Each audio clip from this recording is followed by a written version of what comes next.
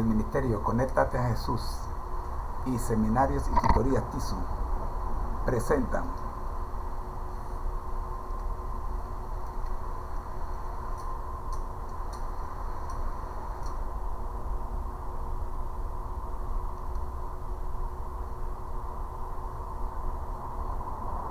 desde Panamá, puente del mundo y corazón del universo, la serie Feliz para Siempre. Muy pero muy buenas tardes, mis queridos amigos. Estamos listos para los 4 temas que vamos a tener en esta versión nocturna de la serie Feliz para Siempre.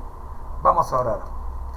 Nuestro Dios que estás en el cielo, gracias te damos por permitirnos en esta hora estudiar su palabra. Oramos, buen Dios, en el nombre de Jesús. Amén. Comenzamos nuestra sección nocturna con la serie El fin del mundo. Un análisis del libro El amor triunfa. Estamos estudiando el capítulo 6, los 2 testigos. Y hoy nos toca ver los 2 testigos son asesinados, segunda parte.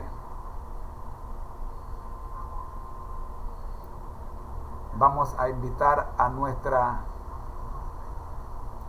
asistente virtual,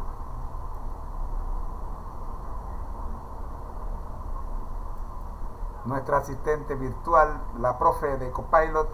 Buenas tardes, profe. Estamos estudiando El amor triunfa, el libro del pastor Mark Finley. Nos encontramos en el capítulo 6, los 2 testigos.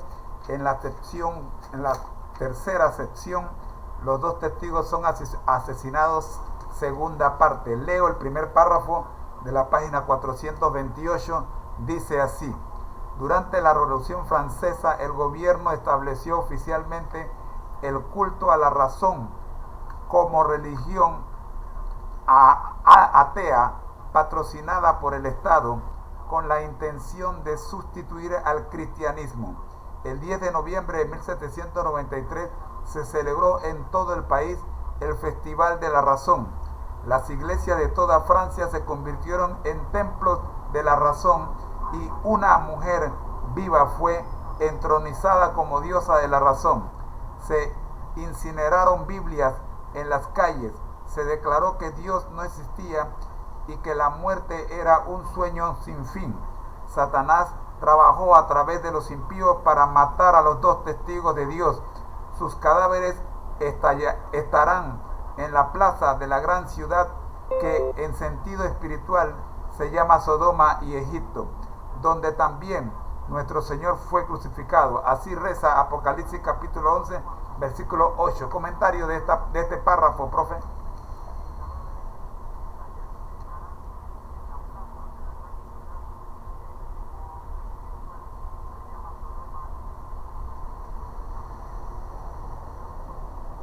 Durante la Revolución Francesa, el gobierno estableció oficialmente el culto de la razón como una religión alternativa al cristianismo. Este culto, patrocinado por el Estado, tenía como objetivo reemplazar las creencias religiosas tradicionales. El 10 de noviembre de 1793 se celebró en toda Francia el Festival de la Razón. Las iglesias se convirtieron en templos de la razón y una mujer fue entronizada como la diosa de la razón. Durante este periodo, se incineraron Biblias en las calles y se declaró que Dios no existía y que la muerte era un sueño sin fin. En el contexto de la Biblia, este evento se relaciona con los 2 testigos mencionados en el libro de Apocalipsis. Estos testigos representan la verdad y la fidelidad a Dios. Aunque fueron asesinados, su testimonio perduró y su influencia espiritual sigue presente en la historia. La referencia a la gran ciudad que se llama Sodoma y Egipto simboliza la corrupción y la oposición a Dios. Este pasaje nos recuerda la importancia de mantenernos fieles a la verdad y resistir las influencias que buscan reemplazar la fe en Dios. Aunque enfrentemos oposición, debemos permanecer firmes en nuestra fe y testimonio.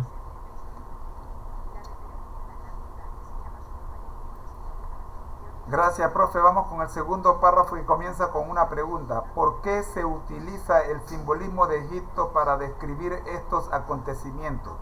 En Éxodo capítulo 5, versículo 2, el faraón declara jactanciosamente ¿quién es Jehová para que yo oiga su voz y deje ir a Israel?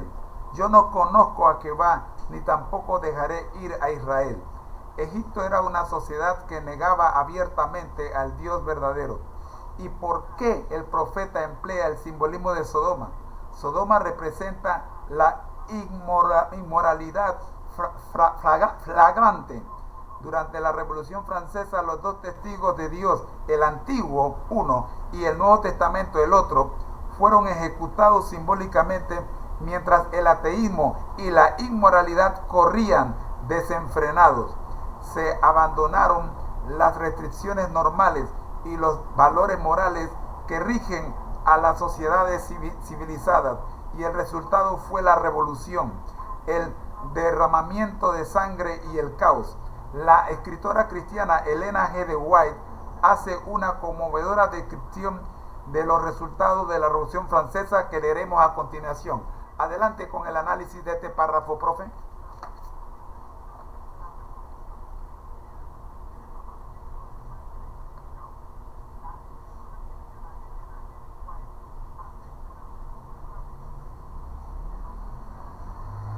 En el simbolismo bíblico, Egipto se utiliza para describir la opresión, la esclavitud y la negación de Dios. En el Éxodo, el faraón se muestra como un gobernante arrogante que se niega a reconocer la autoridad de Jehová. Su famosa pregunta, ¿quién es Jehová para que yo oiga su voz?, refleja su desprecio hacia el Dios verdadero y su resistencia a liberar al pueblo de Israel. Egipto representa una sociedad que rechaza abiertamente a Dios y se aferra a sus propias creencias y poder. La historia del Éxodo muestra cómo Dios intervino para liberar a su pueblo de la esclavitud egipcia, lo que simboliza la redención y la liberación divina. Por otro lado, Sodoma se utiliza como símbolo de inmoralidad y corrupción. Durante la Revolución Francesa, los dos testigos de Dios, el Antiguo y el Nuevo Testamento, fueron ejecutados simbólicamente mientras el ateísmo y la inmoralidad se desataban. Las restricciones morales y los valores civilizados se abandonaron, lo que resultó en revolución, derramamiento de sangre y caos. La escritora cristiana Elena G. de White describe conmovedoramente los resultados de la Revolución Francesa, que se asemejan a la destrucción simbólica de Sodoma. Esta historia nos recuerda la importancia de la justicia, la obediencia a Dios y las consecuencias de la inmoralidad. Finalmente leemos la cita mencionada anteriormente que se encuentra en el libro El conflicto de los siglos, el capítulo 16 y la página 297. La misma dice así: cuando Francia desechó a Dios y descartó la Biblia públicamente, hubo impíos y espíritus de las tinieblas que se llenaron de júbilo por haber logrado al fin el objeto que por tanto tiempo se habían propuesto: un reino libre de las restricciones de la ley de Dios. Fue retirado en gran medida el poder restrictivo del Espíritu de Dios, que hubiera sido el único capaz. Cuando Francia desechó a Dios y descartó públicamente la Biblia, los impíos espíritus de las tinieblas se llenaron de júbilo. Habían logrado su objetivo de establecer un reino libre de las restricciones de la ley de Dios. Este evento marcó un periodo de inmoralidad y decadencia espiritual en la historia.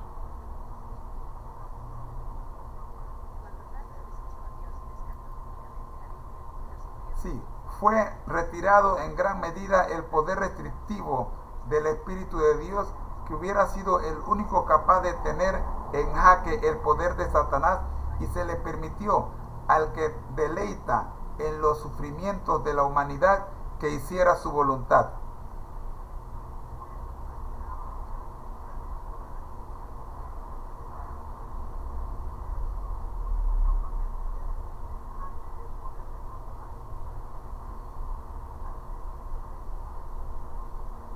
Es cierto que durante la Revolución Francesa, el poder restrictivo del Espíritu de Dios fue en gran medida desechado. Esto permitió que las fuerzas malignas tuvieran más influencia y llevaran a cabo su voluntad. La inmoralidad y el caos resultantes fueron devastadores para la sociedad. Es un recordatorio de la importancia de mantenernos cerca de Dios y de no descartar sus principios. Gracias, profe. Para concluir, los que habían preferido servir a la rebelión cosecharon los frutos de ella, hasta que la tierra se llenó de crímenes tan horribles que la pluma se resiste a describirlos. De las provincias asoladas y de las ciudades arruinadas se levantó un clamor terrible de desesperación, la angustia indescriptible y de angustia indescriptible. Francia se estremecía como sacudida por un terremoto. La religión, la ley, la sociedad, el orden, la familia, el Estado y la Iglesia, todo lo abatía la mano impía que se levantara contra la ley de Dios. En Apocalipsis capítulo 11, versículo 9, dice que los cuerpos de los 2 testigos de Dios permanecerían insepultos durante 3 días y medios proféticos o años literales. El ateísmo estuvo en apogeo en la Revolución Francesa durante aproximadamente 3 años y medio. El 23 de noviembre de 1793, un decreto promulgado en París abolió la religión, y el 17 de junio de 1797 el gobierno francés cumplió el ciclo y eliminó sus restrictivas leyes religiosas. La próxima lección que estaremos viendo, los 2 testigos resucitan. Hasta aquí nuestro estudio de hoy y análisis del libro El amor triunfa del pastor Mark Finley. La invitación es para que se queden con nosotros, que vamos a continuar con el resto de la programación. Oremos. Nuestro Dios que estás en el cielo, gracias por acompañarnos y gracias por permitirnos leer el libro del pastor Mark Finley. Oramos, buen Dios, por aquellos que están siguiendo esta programación. En el nombre de Jesús. Amén. A continuación, nuestra historia.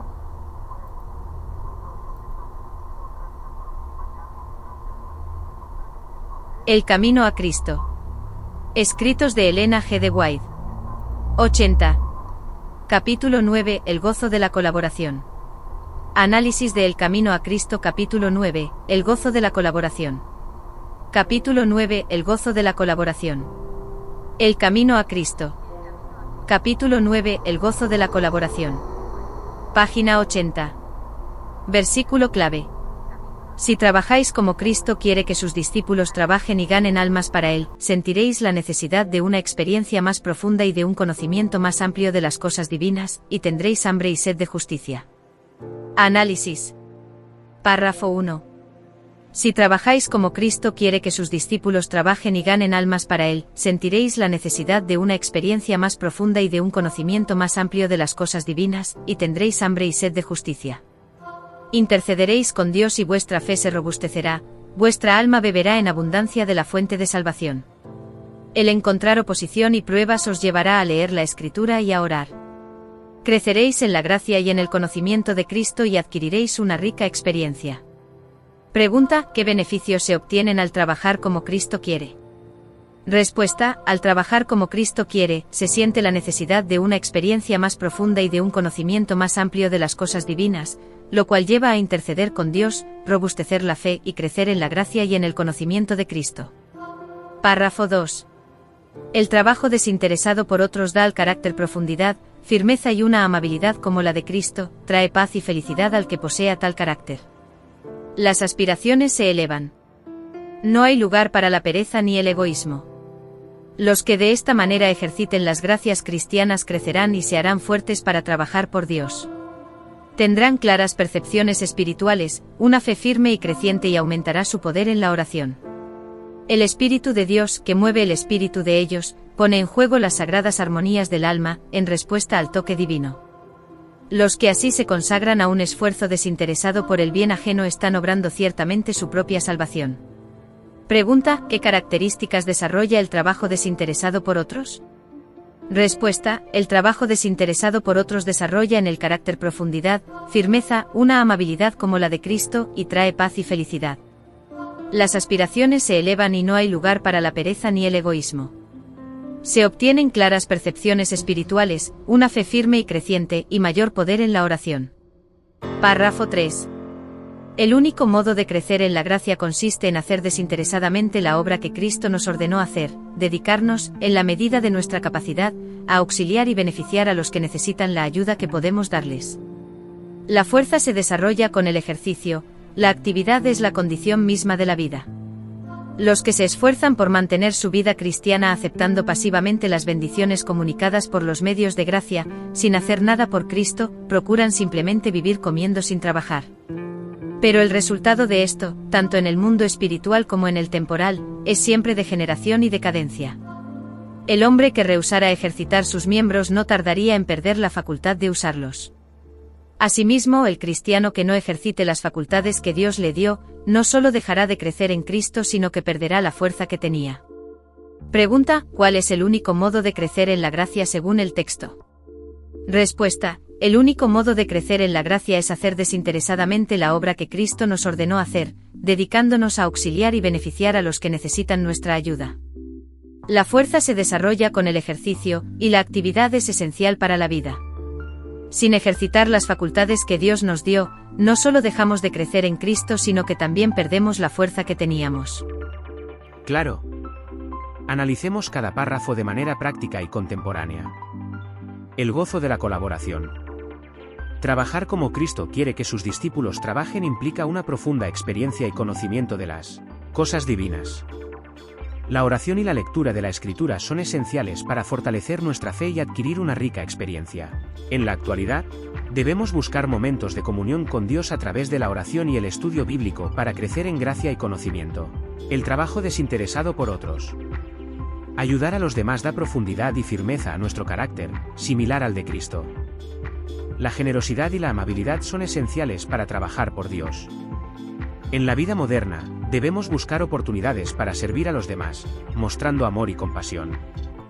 La importancia del ejercicio espiritual. Así como el ejercicio físico desarrolla la fuerza, el ejercicio espiritual es vital para crecer en gracia. No podemos simplemente recibir bendiciones pasivamente, debemos actuar y servir activamente. Si no ejercitamos nuestras facultades espirituales, perderemos la fuerza y la vitalidad en nuestra vida cristiana. En resumen, la colaboración, el servicio desinteresado y el ejercicio espiritual son esenciales para crecer en gracia y fortaleza. Conclusión. El trabajo desinteresado por los demás es fundamental para el crecimiento espiritual. Al hacerlo, desarrollamos un carácter profundo y firme, similar al de Cristo, y experimentamos paz, felicidad, y un fortalecimiento en la fe y en la oración. La actividad constante en la obra de Cristo es esencial para mantener y aumentar nuestra fuerza espiritual, evitando la degeneración y decadencia. Invitación. Reflexionemos sobre la importancia de servir desinteresadamente a los demás y cómo esto nos ayuda a crecer espiritualmente. Sigamos el ejemplo de Cristo, dedicándonos a auxiliar y beneficiar a quienes necesitan nuestra ayuda, y así fortalecer nuestra fe y carácter.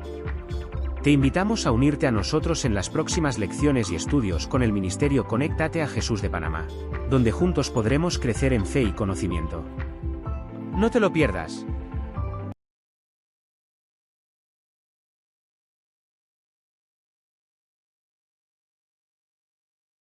Recuerda que puedes escribirnos a conectatejm@gmail.com o visitarnos en Facebook.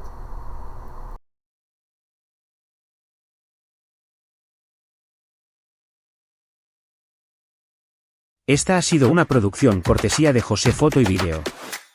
Para fotografías y grabaciones de conferencias y otras reuniones o eventos importantes. Correo electrónico josefotoyvideo@hotmail.com o mensajes al WhatsApp +507 66 74 11 56. Atención, si dices que te enteraste por una de estas redes sociales, recibe un descuento del 10% sobre el costo base del paquete escogido. Te esperamos. Tema 8. Historia denominacional. Nuestra historia. 1 de julio. El pecado del estudio de la Biblia. Grupo de estudio Tisu. Hijo de hombre, yo te he puesto por atalaya a la casa de Israel. Oirás, pues, tú la palabra de mi boca, y los amonestarás de mi parte. Cuando yo dijere al impío, de cierto morirás, y tú no le amonestares ni le hablares, para que el impío sea percibido de su mal camino a fin de que viva, el impío morirá por su maldad, pero su sangre demandaré de tu mano. Ezequiel 3:17, 18. el descubrimiento de 1818 de Guillermo Miller, de que Jesús regresaría a la Tierra en unos 25 años, lo llenaron de gozo. Eso era bueno. Pero, señaló, capté la convicción con gran poder en cuanto a mi deber para con el mundo, en vista de las evidencias que habían afectado mi mente. Si el fin estaba cerca, era importante que el mundo lo supiera. Supuso que sus conclusiones sobre el advenimiento podrían hallar oposición entre los impíos, pero no tenía dudas de que los cristianos de todas partes las aceptarían ni bien tuviesen oportunidad de escucharlas. Pero, temía presentar sus hallazgos, no sea que haya alguna posibilidad de que esté errado, y sirva de medio para descarriar a alguien. Como resultado, dedicó otros 5 años, 1818 a 1823, al estudio continuo de la Biblia. A medida que eliminaba una objeción a su visión del advenimiento, se le venía otra a la mente, como del día y la hora nadie sabe. Durante ese periodo de 5 años, Miller señaló, en 1845, surgieron más objeciones en mi mente de las que habían sido promovidas por mis oponentes posteriormente, y no conozco ninguna objeción que se haya presentado que no se me haya ocurrido antes a mí. Pero, después del estudio continuado, creyó que podía responder a todas ellas con la Biblia. Por lo tanto, después de 7 años de estudio, Miller se había convencido plenamente de que Cristo regresaría alrededor del año 1843. A esa altura, Mill informa que el deber de presentar las evidencias de la proximidad del advenimiento a los demás que me las arreglé para evadirlo mientras pudiera encontrar la sospecha de una objeción que todavía hubiese contra su verdad, nuevamente me impactó con gran fuerza. Como resultado, comenzó a hablar más abiertamente de sus posturas, en conversaciones privadas con sus vecinos y el pastor. Pero, para su asombro, muy pocos escuchaban con algún interés. Miller continuó estudiando la Biblia. Pero, cuanto más lo hacía, más se convencía de que tenía el deber de contarlo a los demás. Ve y cuéntale al mundo de su peligro era el mensaje que lo asaltaba día y noche. Pero, eso era lo último que quería hacer. Como verán, al igual que muchos de nosotros, a Miller le encantaba estudiar la Biblia, pero carecía de ambición para hacer algo. Ese es el pecado del estudio de la Biblia. Todos somos tentados a hacer de él un fin en sí mismo, en vez de un medio de motivación para la acción. Análisis de cada párrafo para extraer lecciones contemporáneas. Introducción. El pasaje de Ezequiel 3, 17-18 establece la responsabilidad de ser atalayas y amonestar a otros. Dios le dice a Ezequiel que debe advertir al impío sobre su mal camino para que pueda vivir. La sangre del impío será demandada de la mano de Ezequiel si no cumple con esta tarea. La historia de Guillermo Miller. Miller predijo el advenimiento de Cristo en 1843. A pesar de sus objeciones y temores, se convenció de la proximidad del advenimiento y sintió la responsabilidad de compartirlo con el mundo. Sin embargo, muchos no escucharon con interés. El pecado del estudio de la Biblia. El pecado radica en quedarnos atrapados en el conocimiento sin actuar. A veces, nos encanta estudiar la palabra de Dios, pero no sentimos la ambición de compartirlo con otros. Debemos recordar que el estudio bíblico debe motivarnos a la acción, a advertir a otros y a proclamar las verdades que hemos aprendido.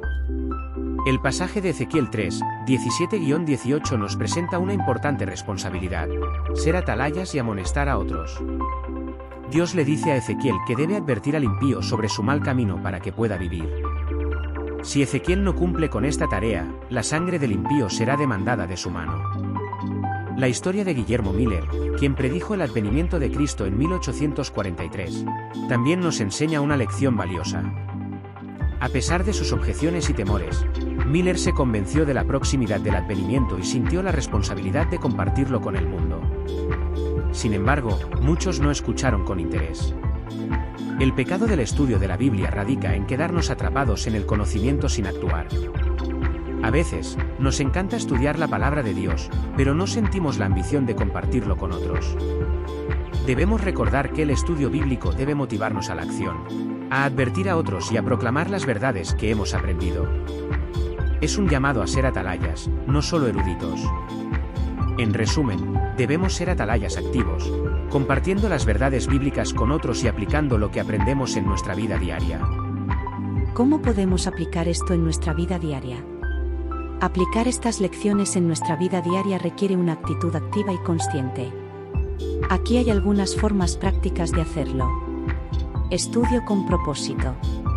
No estudies la Biblia solo por el conocimiento. Busca aplicar lo que aprendes en tu vida cotidiana. Reflexiona sobre cómo las verdades bíblicas pueden influir en tus decisiones, relaciones y acciones. Comparte con otros. No te quedes con lo que aprendes. Comparte las buenas noticias con amigos, familiares y colegas. Sé un atalaya, advirtiendo a otros sobre los peligros del pecado y señalando la esperanza en Cristo. Actúa según la verdad. La Biblia no es solo para el estudio intelectual.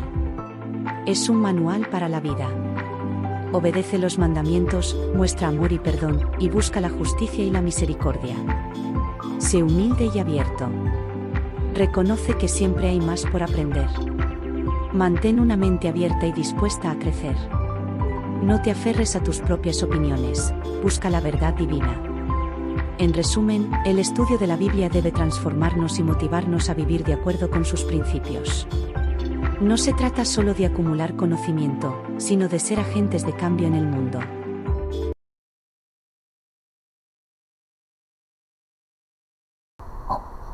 Recuerda que para comunicarte con nosotros puedes hacerlo a través de la dirección conectatejm@gmail.com o visítanos en Facebook. Esta ha sido una producción cortesía de José Foto y Vídeo. Para fotografías y grabaciones de conferencias y otras reuniones o eventos importantes. Correo electrónico josefotoyvideo@hotmail.com o mensajes al WhatsApp +507 66 74 11 56. Atención, si dices que te enteraste por una de estas redes sociales, recibe un descuento del 10% sobre el costo base del paquete escogido. Te esperamos.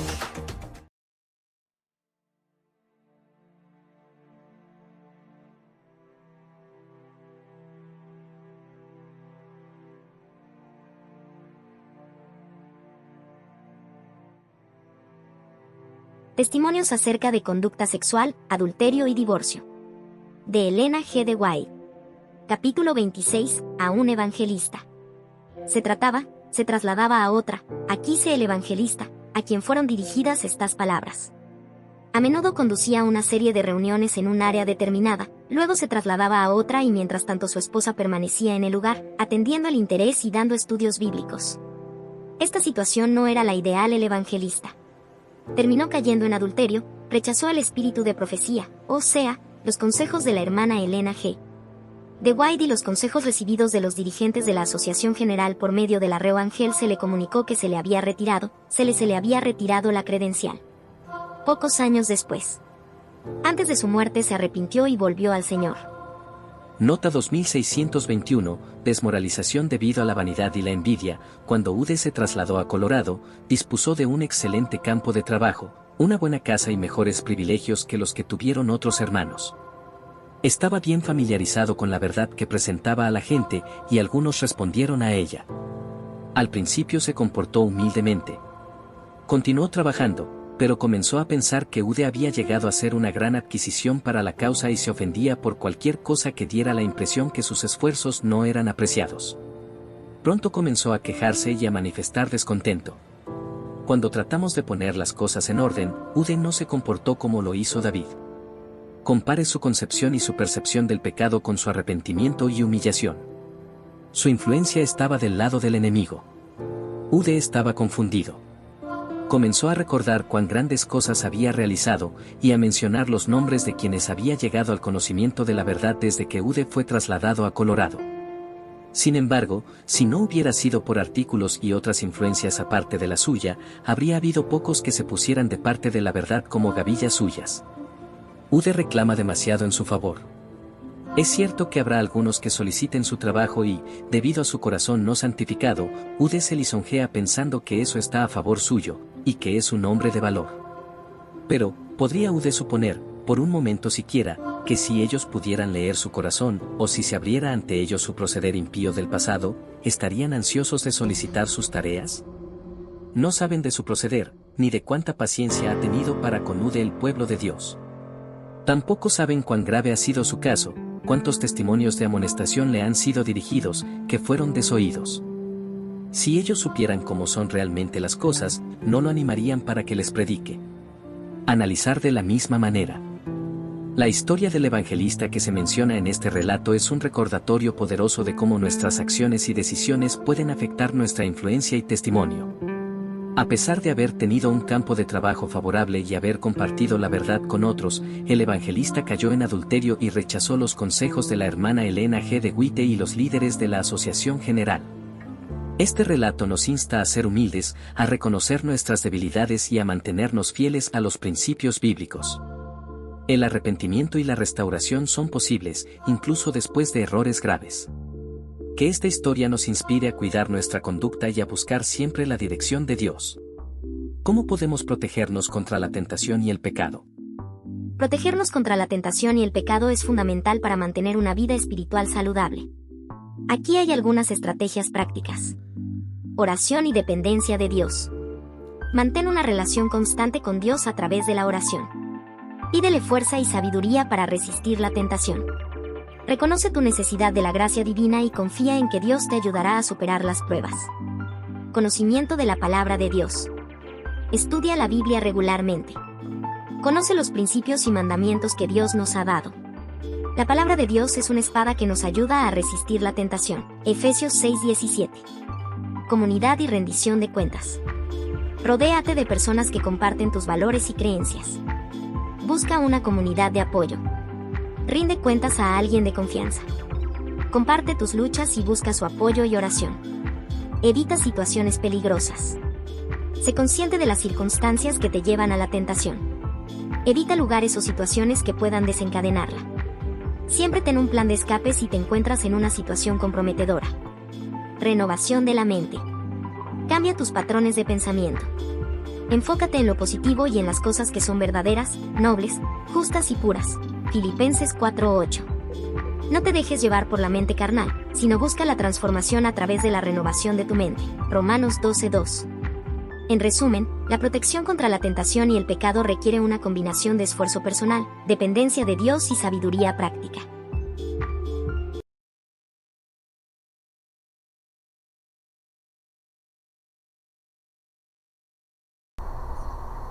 Muy bien.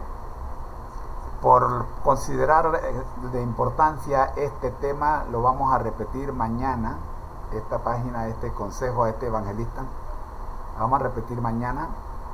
Así hemos llegado al final de nuestra transmisión el día de hoy, con las tres tandas, matutina, vespertina y nocturna. El Ministerio Conéctate a Jesús les recuerda que al que el Señor llama, capacita, al que envía, acompaña, siempre gozosos, conectados a Jesús a través de la Biblia, todos juntos rumbo al cielo. Oremos. Gracias le damos, Señor, por permitirnos completar la jornada del día.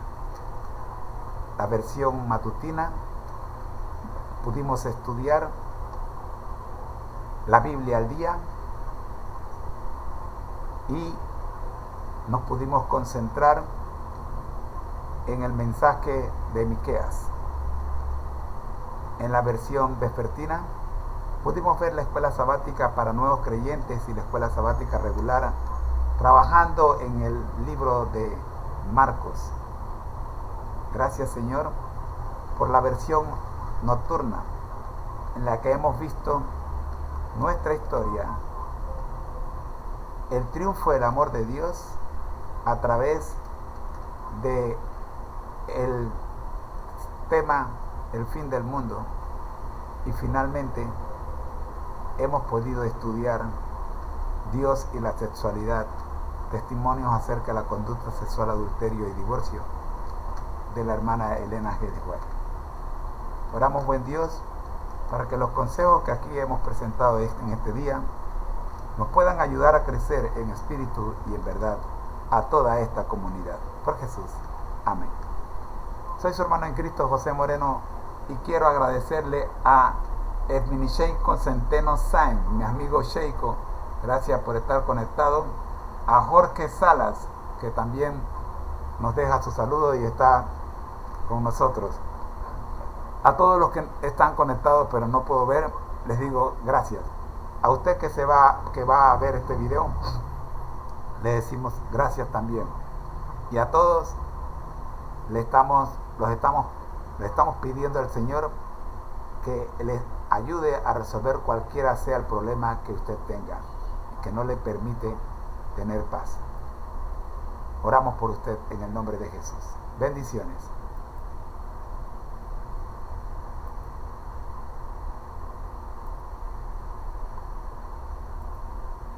Esta ha sido una producción cortesía de José Foto y Vídeo.